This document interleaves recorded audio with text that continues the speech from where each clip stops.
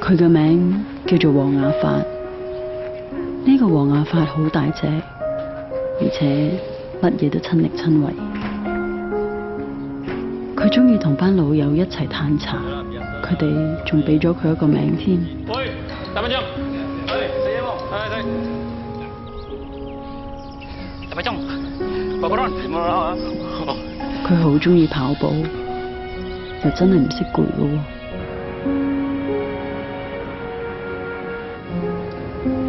我記得有一次佢嬲到差啲同人哋打交。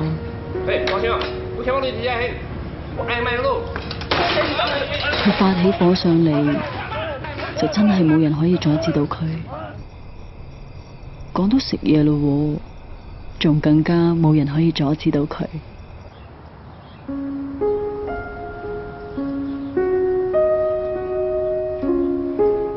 好少人見過佢呢一面。呢個就係我印象中最深刻嘅大笨象，大隻細心。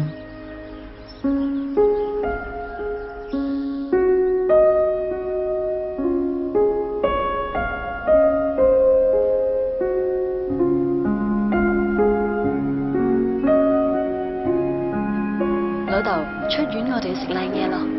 誒，頭髮幾時剪㗎？我都用人等於帶我居然冇剪㗎。幾靚仔喎！嗰個人稱大笨象嘅男人，而家老咗，仲病咗。但係喺我心目中，老豆永遠都係大隻同埋細心嘅。而家係時候輪到我照顧佢。